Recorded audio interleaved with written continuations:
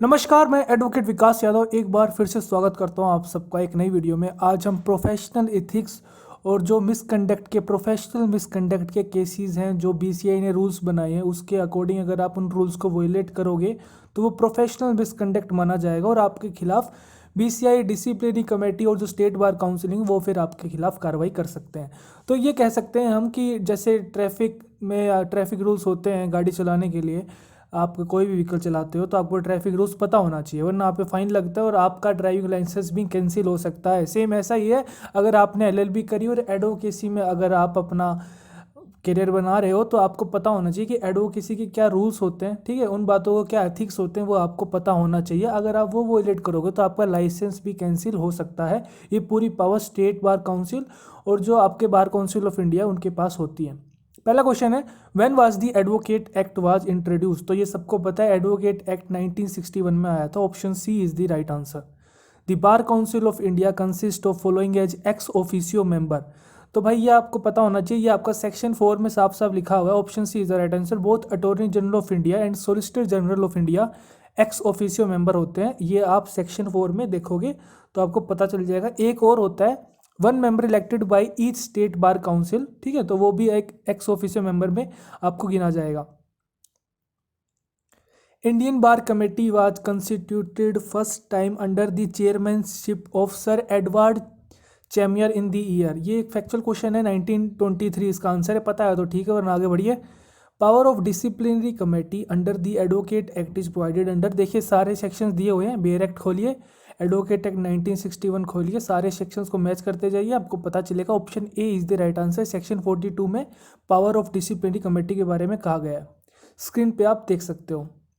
The fundamental M, 4 question इसके बता रहे हैं वैसे एआईबी के एग्जाम के सिलेबस के, तो आप मान के चल सकते हो कि 3 से लेकर 5 क्वेश्चन आएंगे। 2 क्वेश्चन आप मान सकते हो केस के रिगार्डिंग आ जाएंगे, प्रोफेशनल मिसकंडक्ट के रिगार्डिंग। कोई पूछ लेगा हाँ भाई ये वाला कौन से केस में कहा गया था कि ये वाला मिसकंडक्ट माना जाएगा, या फिर बेयर एक्ट से 2 क्वेश्चन आ जाएंगे, ठीक है। तो कोई ज़्यादा है नहीं इसके अंदर, लेकिन आपको नॉलेज के लिए ये सब्जेक्ट पढ़ना चाहिए, ठीक है, काम आएगा आपको एडवोकेसी में, प्रैक्टिकल एडवोकेसी के लिए। The fundamental aim of legal ethics is to maintain the honor and dignity of the law profession, ठीक है, to secure a spirit of friendly cooperation between the bench and the bar in the promotion of highest standards of justice, to establish honorable and fair dealings of the counsel with his client, opponent and witnesses, to establish a spirit of brotherhood in the bar itself, and to secure that lawyers discharge their responsibilities to the community generally. तो ये किसने statement कही थी, यही पूछ रहा है। एक प्रकार से पूरा बता रहा है कि भाई अगर आप लॉयर हो तो आपको किन किन बातों का ध्यान रखना चाहिए। ये आपके चीफ जस्टिस मार्शल ने कहा था, ये आपको पता होना चाहिए। The supreme Court has held that an advocate can not claim a लीन।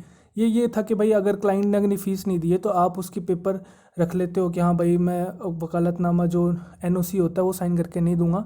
तो ये एक प्रकार का प्रोफेशनल मिसकंडक्ट है, ये कोई आपका हक नहीं है, आप ऐसा नहीं कर सकते। हाँ अगर वो फीस नहीं दे रहा आपकी तो आप कोई और किसी लीगल जो रेमेडी है उसका यूज़ करके, सिविल रेमेडी के थ्रू आप उसके खिलाफ कार्रवाई कर सकते हो, लेकिन आप ऐसे उसके जो भी डॉक्यूमेंट्स हैं वो ऐसे आप रख नहीं सकते। This is professional misconduct. R D Saxena versus Balram Prasad Sharma में ये बात कही गई थी। Duty of an advocate towards his client, ये देखिए आपका अगर पार्ट 6 खोलोगे, चैप्टर 2 खोलोगे, उसके अंदर बीसीआई ने रूल्स बना रखे हैं सेक्शन 49(1)(c एडवोकेट एक्ट के अंडर। तो बीसीआई की वेबसाइट पे जाइए, वहाँ पे आपको सारे मिल जाएंगे, या फिर बेयर एक्ट के अंदर भी आप देखोगे किसी बेयर एक्ट में दिए हुए, वरना इनका अलग से भी बेयर एक्ट आता है बार काउंसिल ऑफ इंडिया के जो रूल्स हैं उसके रिगार्डिंग। तो आपको पता होना चाहिए कि भाई ये जो बात कह रहा है कि भाई ड्यूटी टुवार्ड्स द क्लाइंट, ये आपका रूल 11(2)(33) में कहा गया है, ठीक है। तो duty of an advocate towards his client detailed out in, आपको पता होना चाहिए detail out in which rules of bar council of India. तो 11(2)(33) में ये बात कही गई। टोटल 52 रूल्स हैं। 1 से लेकर 10 तक ड्यूटी टुवार्ड्स कोर्ट है, 11 से लेकर 33 ड्यूटी टुवार्ड्स क्लाइंट्स है, 34 से लेकर 35 ड्यूटी टू अपोनेंट है, 36 से लेकर 39 ड्यूटी टू कोलिग्स है, और भी हैं 52 तक। ये 4 इंपॉर्टेंट थे इसलिए मैंने यहाँ पे लिख दिए। Which section under the advocate act 1961 deals with the disqualification as to the enrolment. सीधा अपना बेयर एक्ट खोलिए, सेक्शंस मैच करिए तो आपको पता चलेगा। सेक्शन 24A में ये बात कही गई है, who has the authority to prescribe qualification and disqualification for membership of a bar council किसके पास अथॉरिटी होती है? ये होती है बार काउंसिल ऑफ इंडिया के पास। Indian council of legal aid and advice versus BCI case deals with, ये देखिए काफ़ी इंपॉर्टेंट लैंडमार्क केस था। पहले ये था कि 45 जिसकी एज है उसके बाद आप लॉयर के लिए एलिजिबल नहीं हो एनरोलमेंट के लिए, उसकी इस केस में इस जो एज लिमिट थी उसको कैंसिल कर दिया गया था। तो D option is the right answer. For transfer of roll from one state to another, आपने किसी एक स्टेट बार काउंसिल में अपने आप को एनरोलमेंट करा रखा है, अगर आपको इन फ्यूचर किसी दूसरी स्टेट बार काउंसिल में जाना है तो उसका प्रोसीजर दिया हुआ है सेक्शन 18 में कि आपको बार काउंसिल को एप्लीकेशन लिख के देनी पड़ेगी उसके रिगार्डिंग। तो option A is the right answer. Screen पे आप देख सकते हो, और डिटेल में पढ़ने के लिए सेक्शन 18 आप पढ़ सकते हो। विच of the following committees can not be constituted by the state bar council, ये देखिए थोड़ा सा अच्छा क्वेश्चन पूछ लिया था, लेकिन अगर किसी ने पढ़ रखा है उसको पता होगा कि लीगल एजुकेशन कमेटी इसका आंसर है। कहाँ से देखा मैंने? सेक्शन 10 खोला मैंने, constitution of committees other than disciplinary committees. इसके अंदर देखिए क्लोज 1 में लिखा हुआ है state bar council shall constitute, clause 2 में लिखा हुआ है the bar council of India shall constitute. तो बार काउंसिल ऑफ इंडिया बना सकता है लीगल एजुकेशन कमेटी, ना कि स्टेट बार काउंसिल। इसी ने इसलिए पूछा था कि स्टेट बार काउंसिल कौन सी नहीं बना सकता, तो legal education committee is the right answer. General power of the bar council of India to make rules is envisaged under which section of, simple सा है, डायरेक्ट खोलिए आंसर मैच करते जाइए। Option 2 is the right answer, section 49। 7 lamps of advocacy तो ये सबको पता है, जस्टिस एबॉट पेरी ने, सब बच्चों ने पढ़ा होगा। प्रोफेशनल एथिक्स का पहला लेक्चर ही इसी चीज़ से शुरू होता है, 7 लैम्प्स ऑफ एडवोकेसी। इनको याद करने का तरीका बताता हूँ। Hot coffee in winter, enjoyful, जो वर्ड्स मैंने येलो में कलर में दिखाए हुए हैं वही इनके 7 की वर्ड्स हैं। होनेस्टी, एच से होनेस्टी, सी से करेज, आई से इंडस्ट्री, बी से विट, ई से एलोक्वेंस, जे से जजमेंट और एफ से फेलोशिप। ये डिटेल में आपने कोर्स में पढ़े होंगे। विच section under the advocates act 1961 speaks of disciplinary powers of bar council of India? तो सिंपल सा अपना डायरेक्ट खोलिए, सेक्शन 35, 37, 36, 39 बैच करते जाइए, आपको पता चलेगा 36 राइट आंसर है। अपना मार्क करके आगे बढ़ जाइए। सेक्शन कौन सा सेक्शन है एडवोकेट एक्ट 1961 का, जो क्या बताता है लीगल एड कमेटी के बारे में? सेक्शन 9A बताता है साफ साफ। In which famous case the issue is come whether the advocate has conducted a professional misconduct and is guilty of the offence of criminal contempt of court? 2 प्रकार के contempt होते हैं, बताना चाहूँगा, क्रिमिनल और सिविल कंटेम्प्ट। तो उसके अंदर अगर कोई एडवोकेट किसी जज को धमकी दे रहा है, ठीक है, तो थ्रेटन कर रहा है, तो एक प्रकार का बहुत ही बड़ा क्रिमिनल कंटेम्प्ट ऑफ कोर्ट है। इसके अंदर कोर्ट आपको सजा दे सकता है, ठीक है। तो ये विनय चंद्रा मिश्रा में कहा गया था। देखिए एक चीज़ का ध्यान रखना कि कोर्ट आपको कंटेम्प्ट के लिए सजा दे सकता है, लेकिन आपका लाइसेंस कैंसिल कर नहीं सकता। लाइसेंस कैंसिल करने की पावर केवल बार काउंसिल ऑफ इंडिया और जो स्टेट बार काउंसिल है उनके पास होती है। Misconduct would cover any activity और conduct which is professionally written और good repute and competency. Misconduct के बारे में बता रहा है क्या क्या चीज़ें इंक्लूड होंगी, ठीक है। हमें टेक्निकल इंटरप्रिटेशन में नहीं जाना चाहिए। मिसकंडक्ट किसी भी प्रकार की हो सकती है अगर वो कोर्ट के डेकोरम को बिगाड़ रही है। कौन से केस में कहा गया? तो bar council of Maharashtra versus MV Dabholkar, ठीक है। थोड़े से केसेस के नाम अजीब हैं, लेकिन 1-2 बार याद करोगे फेमस केसेस याद हो जाएंगे आपको। Retention of money deposited with advocate for the degree holder even after the education. भाई ये भी एक प्रकार का मिसकंडक्ट है कि भाई आपने जो मनी था डिग्री होल्डर का वो आपने प्रोसीडिंग खत्म होने के बाद भी आपके पास पड़ा है, तो ये मिसकंडक्ट है। ये बताया गया था आपका Prahlad Sharan Gupta versus bar council of India में। In which case where the advocate of one of the parties were asking for continuous. देखिए कई बार क्या करते हैं वकील एडजर्नमेंट की मांग करते रहते हैं, जिससे सामने वाली पार्टी को बिना बात भुगतना पड़ता है, टाइम वेस्ट हो रहा है और बिना बात कोई रीज़न नहीं है, वैलिड रीज़न नहीं है। तो ये भी एक प्रकार का प्रोफेशनल मिसकंडक्ट है। ये आपका NG Dastane versus Shrikant S Sindhe में कहा गया था। State bar council under the provision of section 35, section 35 खोलिए, उसके अंदर आप देखोगे ये सारे की सारी चीज़ें दी हैं। रेप्रीमेंट कर सकता है, सस्पेंड भी कर सकता है उसको। रेप्रीमेंट यानी छोटा मोटा धमका के छोड़ देगा, फाइन वाइन लगा के। सस्पेंड भी कर सकता है कुछ टाइम के लिए, या फिर उसका नाम पूरा जो स्टेट बार लिस्ट है उससे हटा सकता है। All of these is the right answer, option D is the right answer. Screen पे आप देख सकते हो। Which of the following is untrue regarding qualification for a person to be admitted on the state roles maintained by the state bar councils? तो आपको पता होना चाहिए ये आपका सेक्शन 24 और 24A के रिगार्डिंग है। 24A में डिस्क्वालिफिकेशन बता रखी है, 24 में एलिजिबिलिटी बता रखी है। तो 24 में 21 साल का होना चाहिए मिनिमम, इंडियन सिटीजन होना चाहिए। 24A में डिस्क्वालिफिकेशन बता रहा है कि भाई अगर कोई बंदा कन्विक्टेड है मोरल टर्पिट्यूड का और जो अगर कन्विक्टेड है अनटचेबल ऑफेंसेस एक्ट का तो वो भी अनएलिजिबल होता है। तो सारे ऑप्शन ट्रू है यहाँ पे। इस क्वेश्चन में थोड़ी सी गड़बड़ थी, मैंने आपको बता दिया सोर्स कहाँ से आया क्वेश्चन का। The bar council of India rule which stipulated that persons as 45 years and above, ये मैंने अभी आपको बताया था कि भाई ये एज वाला कौन से केस में हटाया था, Indian council of legal aid advice versus bar council of India. Option B is the right answer. The supreme court held in V C Rangadurai versus D Gopalan an advocate who has been debarred और suspended from practice must prove. भाई अगर आपने किसी को, अगर court ने किसी को सस्पेंड कर दिया कुछ टाइम के लिए, तो फिर आपको एक्सपायरेशन अपनी जो उसकी पनिशमेंट थी उसके बाद आपको एक सेल्फ रियलाइजेशन भी करवाना होता है कोर्ट को। तो ये सारे ऑप्शन करेक्ट हैं, बस ये पॉवर्टी वर्ड यहाँ पे शायद मशीन प्रिंट हो गया है, यहाँ पे पॉवर्टी की जगह यहाँ पे वो आएगा प्रोबिटी। ठीक है, प्रोबिटी का मतलब आता है ईमानदारी के रिगार्डिंग। तो आप देखोगे सारे की सारी चीज़ें करेक्ट हैं, उसको अप्रिशिएट करना पड़ेगा। ठीक है, इनसिग्निफिकेंस ऑफ डियर इलेक्शन, ठीक है, he has lived a consistently life of probity and integrity, he possesses the good character, C भी सही है, डी भी सही है। तो ये सारे ऑप्शन करेक्ट होंगे। पॉवर्टी की जगह शायद ये आएगा, प्रोबिटी आएगा, तो वो शायद मिसप्रिंट हो गया और सारे ऑप्शन करेक्ट हैं।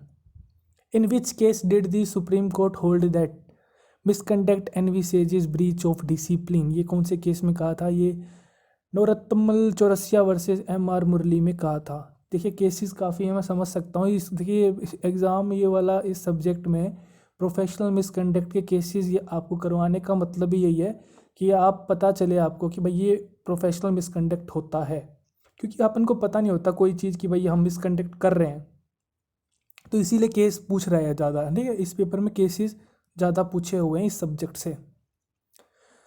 Vikramaditya versus Shrimati Jamila Khatoon is an important case relating to the professional misconduct. इस वाले केस में क्या था, क्लाइंट के साथ डिफ्रॉड उसने किया था, क्योंकि वो क्लाइंट इलिटरेट था बेचारा, थोड़ा पढ़ने में असमर्थ था, तो ये भी एक प्रकार का प्रोफेशनल मिसकंडक्ट है। Any person aggrieved by an order made by the, देखिए अगर स्टेट बार काउंसिल के ऑर्डर से आप एग्रीव्ड हो तो आप बार काउंसिल के पास जाओगे, बार काउंसिल के ऑर्डर से एग्रीव्ड हो तो आप सुप्रीम कोर्ट में जाओगे। तो यहाँ पे पूछ रहा है कि भाई बार काउंसिल ऑफ इंडिया के डिसीजन से एग्रीगेट हो तो आप कहाँ जाओगे, आप सुप्रीम कोर्ट में अपील करोगे। सेक्शन 38 में साफ लिखा हुआ है 60 दिन के अंदर अंदर करना होगा आपको। What is the punishment for advocates if the established finding of the bar council is miss appropriation. तो ये सारे करेक्ट हैं, ये भी अभी अपन ने देखा था कि भाई क्या क्या कर सकता है, रिप्रीमेंट कर सकता है, उसका लिस्ट से नाम हटा सकता है, सस्पेंड कर सकता है। All of the above is the right answer. Section 35 आप पढ़ सकते हो। On being aggrieved by the order of the state bar council, ये अभी अपन ने देखा था बार काउंसिल का, अब स्टेट का आ गया, तो स्टेट बार काउंसिल वाला अपील कर सकता है। बार काउंसिल ऑफ इंडिया सेक्शन 37 में ये लिखा हुआ है, स्क्रीन पे आप देख सकते हो। विच section of advocate act provides punishment for misconduct of advocates? Section 35, section 35, section 35। ये क्वेश्चन आपको इस वीडियो में 4 से 5 बार देखने को मिलेगा, याद कर लेना अच्छे से। Section 24 of advocate act deals with, section 24 advocate act का क्वालिफिकेशन ऑफ एडवोकेट्स बताता है, who shall be enrolled in the bar. Option 1 is the right answer. Section 24A, section 24A आपको बताता है डिसक्वालिफिकेशन फॉर एनरोलमेंट, लेकिन यहाँ पे ऐसा कोई भी ऑप्शन है नहीं, तो शायद क्वेश्चन में मिसप्रिंट है। इसका 24 होता तो ऑप्शन हो जाता है एडमिटेड फॉर एनरोलमेंट इन बार और स्टेट रोल, सी ऑप्शन हो जाता अगर यहाँ पे खाली 24 होता तो। Punishment for advocates for misconduct is defined in advocates act section 35, ये मैंने बताया था आपको, 3 क्वेश्चन पहले अभी आया था। Which is the body that award punishment to the advocates for misconduct, misconduct अगर कोई करता है वकील तो कौन उसको देखता है, डिसिप्लिनरी कमेटी देखती है, section C, option C is the right answer. Which is the correct statement with regard to the professional ethics of a lawyer, तो लॉयर के बारे में बताना है कि भाई कौन सी स्टेटमेंट करेक्ट है। Lawyers have no right to go on strike, ये आपको बताया गया था, एक्स कैप्टन वाले केस में बताया गया था कि भाई आपको राइट का कोई, स्ट्राइक का कोई हक नहीं होता लॉयर को, क्योंकि ये एक प्रकार से जो क्लाइंट का जो एक फंडामेंटल राइट है स्पीडी लीगल रेमेडी, उसको आप वायलेट कर रहे हो। An advocate shall not influence the decision of a court by an illegal of improper means, ये भी मिसकंडक्ट है, ड्यूटी टुवर्ड्स कोर्ट है। An advocate abusing the process of court is guilty and misconduct, तो all of the above is the right answer. The designation senior advocate is provided under advocate act, section 16 में लिखा हुआ है senior advocate and other advocates के बारे में, वो आप पढ़ सकते हो। Section 16 option A is the right answer. The right to pre audience is provided by this section 23 section 23 में बता रखा है। प्री ऑडियंस का मतलब समझ लीजिए कि भाई अगर एडवोकेट जनरल वहाँ पे मौजूद है और कोई दूसरा एडवोकेट भी वहाँ पे मौजूद है तो पहले एडवोकेट जनरल को सुना जाएगा। अगर एडवोकेट जनरल मौजूद नहीं है तो फिर उसके बाद सोलिसिटर जनरल को सुना जाएगा। तो एक प्रकार के सीनियरिटी को मेंटेन करना रहता है कि भाई अगर सीनियर एडवोकेट मौजूद है तो पहले सीनियर एडवोकेट को सुना जाएगा। Right to be heard before another is heard, ये नहीं कि पहले जूनियर वकील को सुना जाएगा। यही होता है pre audience. Disciplinary committee of a bar council is conferred by the powers of civil court under the code of civil procedure code 1908 by section 42 में साफ साफ लिखा हुआ है ये उसको पावर होती है डिसिप्लिनरी कमेटी को, सेम लाइक जैसे सिविल कोर्ट में होता है सीपीसी में 1908 में कि भाई वो अटेंडेंस करवा सकता है किसी की भी discovery and production of document या फिर एविडेंस के रिगार्डिंग एफिडेविट बनवा सकता है। तो ये सब चीज़ें आप पढ़ सकते हो पॉज करके। Which of the following can be done by a senior advocate in accordance with the rules of Bar Council of India? इसका आप देखोगे तो पार्ट 6 चैप्टर 1 जो बार काउंसिल के रूल्स हैं उसके अंदर रिस्ट्रिक्शंस कुछ दे दी गई हैं सीनियर एडवोकेट्स में। सीनियर एडवोकेट अपने नाम से वकालतनामा फाइल नहीं कर सकता, ये पहली रिस्ट्रिक्शन ये है। दूसरी ये है कि उस अगर वो कोर्ट में अपीयर हो रहा है तो AOR के साथ यानी एडवोकेट ऑन रिकॉर्ड होना चाहिए उसके पास में, या फिर जो एडवोकेट पार्ट 2 जो स्टेट रोल में है सेक्शन 30 में उनमें से कोई एक होना चाहिए। इन दोनों में से कोई एक है तभी वो अपीयर हो सकता है कोर्ट में। और वो उसको कोई भी जो इंस्ट्रक्शंस हैं जो ड्राफ्ट करने के लिए प्लीडिंग और एफिडेविट वो नहीं कर सकता है। फ्री टू मेक कंसेशन और give undertaking in course of arguments on behalf of his client, ये वो कर सकता है। ठीक है, ये आज़ादी है। तो यही इसने पूछा है कि option A is the right answer यहाँ पे हो जाएगा। और बाकी सारे अपने गलत हो जाएंगे क्योंकि वो हमने यहाँ पे देख लिया कि भाई वो डायरेक्टली ये ब्रीफ भी एक्सेप्ट नहीं कर सकता क्लाइंट से केस के regarding. Which of the following is not a duty of an advocate to a court? Advocate की ड्यूटी के लिए आपको पढ़ना पड़ेगा कोर्ट के regarding rules 1 to 10 part 6 chapter 2 of BCI rules. तो उसके अंदर आप देखोगे जो पहला ऑप्शन है ये ड्यूटी टुवर्ड्स क्लाइंट होता है। सेक्शन 126 एविडेंस एक्ट का कहता है कि क्लाइंट और एडवोकेट के बीच में जो भी बात हुई है उसको आप कम्युनिकेशन को डिस्क्लोज नहीं कर सकते। तो ये एक क्लाइंट के रिगार्डिंग आपकी ड्यूटी होती है। बाकी सारी जो B और C और D में जो हैं ड्यूटीज़ वो ड्यूटीज़ टुवर्ड्स कोर्ट्स हैं। Which of the following rules of chapter 2 of part 6 of Bar Council of Rules deal with the duty of an advocate in respect of money received by him from client? तो हमें पता है कि rule 11 से लेकर 33 duties towards client कहता है। तो रूल 25 में ये है कि क्लाइंट से आपको जो भी पैसा वगैरह फीस वगैरह मिलती है उसको आपको मेंटेन रिकॉर्ड करना पड़ेगा कि हाँ भाई कितने रुपए मिले, कितने मैंने उधर दिए, कितने उधर दिए, उसका पूरा आपको खाता बना के रखना पड़ेगा। Which of the following provision of Advocate Act 1961 provides for the power of Bar Council of India to withdraw to itself any proceeding for disciplinary action pending before any state bar council? तो ये आप देखोगे section 36 clause 2 हो जाएगा। Section 36 clause 2 option C is the right answer में साफ साफ लिखा हुआ है। अपना सेक्शन मैच कर लीजिए बेयर एक्ट खोल के 35, 37, 36 दो, आपको आंसर मिल जाएगा। The Bar Council of India has to lay down the standard of professional conduct and etiquette for the advocates under Section 7(1)(b) of Advocate Act 1961 में सारे ऑप्शंस आप मैच करते जाएंगे बेयर एक्ट से, आपको मिल जाएगा। 7(1)(b) में ये बात लिखी हुई है, स्क्रीन पे मैंने हाईलाइट कर दिया। According to Section 49 of Advocate Act 1961, the Bar Council of India has the power to make rules। तो भाई ये सारे बार काउंसिल के पास पावर होती हैं रूल बनाने की। तो ये आप सेक्शन 49 पढ़ोगे तो उसमें बहुत सी ज़्यादा पावर्स दे रखी हैं, उनमें से 3 इसने पूछ ली, वो आपने आंसर कर दिया। अपना सेक्शन 49 खोलो और अपना आंसर मैच करते जाओ। Among others things the function of bar council of India includes laying down standard of professional conduct and ये अभी आया था, रिपीट हुआ था क्वेश्चन, सेक्शन 7 में ये बात कही गई है। Option A is the right answer section 1B 7(1)(b) में। According to justice Abbott Parry what are the 7 lamps of advocacy? ये अपन ने अभी क्वेश्चन देखा ही था कि honesty, courage, industry, wit, eloquence और जजमेंट और फेलोशिप, ये 7 क्वालिटीज़ होनी चाहिए। Section option B is the right answer. इसका याद करने का तरीका ये है, hot coffee in winter enjoy full. ठीक है। Advocate act 1961 came into force on 19 मई 1961।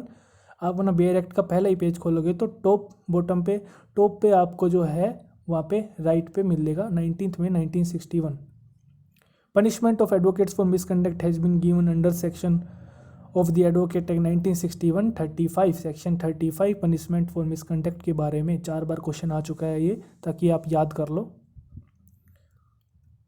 An advocate is under an obligation to uphold the rule of law and ensure that public justice system is enabled to function in its full potential.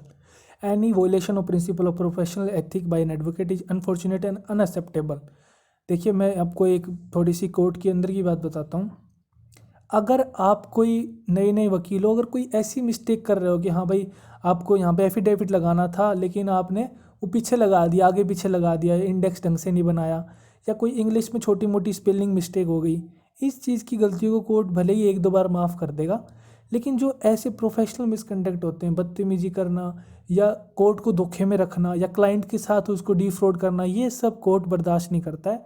आपका career ख़राब हो सकता है। इसीलिए इस subject को इस नज़रिए से पढ़िए कि आपके द्वारा कोई अनजाने में कोई मतलब वो मिसकंडक्ट ना हो जाए, ठीक है। बस इसलिए इसको पढ़ लीजिए। बाकी इसमें कोई ऐसा नहीं है कि इसको पढ़ लोगे तो आप केस जीत जाओगे, वो उसके लिए तो आपको जो कोर सब्जेक्ट्स हैं वही पढ़ने पड़ेंगे। बस ये है कि आप कोर्ट में कैसे आपको एटिकेट्स रखने हैं वो आप इस सब्जेक्ट से सीख सकते हो, वो आप इसलिए ये पढ़ लेना। एग्ज़ाम के लिए ये सोच के मत पढ़ना कि ठीक है 4 ही क्वेश्चन आएंगे तो मैं छोड़ सकता हूँ, ऐसा नहीं, पढ़ लेना एक बार। तो option B OP Sharma versus high court of Punjab and Haryana में ये बात कही गई है। पता है तो ठीक है, वरना आगे बढ़ जाइए, ठीक है। The maximum limit of members of state bar council, ये आप खोलोगे सेक्शन 3 क्लोज 2 क्लोज बी में दिया हुआ है कि भाई मिनिमम 15 होते हैं और मैक्सिमम 25 होते हैं, जहाँ से 5,000 तक का है। 5,000 से ज़्यादा नहीं है अगर इलेक्टोरेट तो वहाँ पे 15 हो सकते हैं। 5 से और 10,000 के बीच में इलेक्टोरेट तो वहाँ पे फिर आपके 20 हो सकते हैं, और 10,000 से ज़्यादा हैं तो वहाँ पे 25 हो सकते हैं। स्क्रीन पे आप मैंने हाईलाइट कर दिया, देख सकते हो। Rules made by bar council of India in exercising its rule making power under advocate act 1961। Option 3, इतने आसान क्वेश्चन भी आते हैं। If any advocate is aggrieved by an order of disciplinary committee of state bar council made under certified, ठीक है। तो ये पूछ रहा है वही 60 दिन वाला, मैंने बता दिया दोनों में 60 दिन होता है। अगर स्टेट बार काउंसिल से बार काउंसिल को करना है अपील तब भी 60, और बार काउंसिल से सुप्रीम कोर्ट को करना है तब भी 60 दिन होंगे। Option 3 is the right answer. Section 37 में दिया हुआ है, an advocate may while practicing take up teaching of law in any educational institution which is affiliated to a university so long as the hours during the which he is engaged to teaching of law it does not। 3 घंटे तक पढ़ा सकते हैं, 3 घंटे से ज़्यादा वो नहीं पढ़ा सकते। 3 घंटे तक उसको पढ़ाने की आज़ादी है अगर वो साथ के साथ एडवोकेसी कर रहा है तो। Anees Ahmad versus university of Delhi में ये बात कही गई थी। In which of the following landmark case the advocate was held guilty of professional misconduct as he had force the court order. तो भाई कोर्ट ऑर्डर को ही उसने फोर्स कर दिया, कितना बड़ा मिसकंडक्ट है, समझ सकते हो आप। मतलब जीतने के लिए इतना भी बड़े बड़े गलत स्टेप उठा लेते हैं लोग, तो ये गलत है, ऐसा नहीं करना चाहिए। प्रताप नारायण वर्सेस वाईपी राहिजा में ये बात कही गई थी। इसी के साथ ही आपके सारे previous year questions professional ethics and cases of professional misconduct by the BCI rules के हो गए हैं। 4 क्वेश्चन एक्सपेक्ट कर सकते हो आप इससे आएंगे।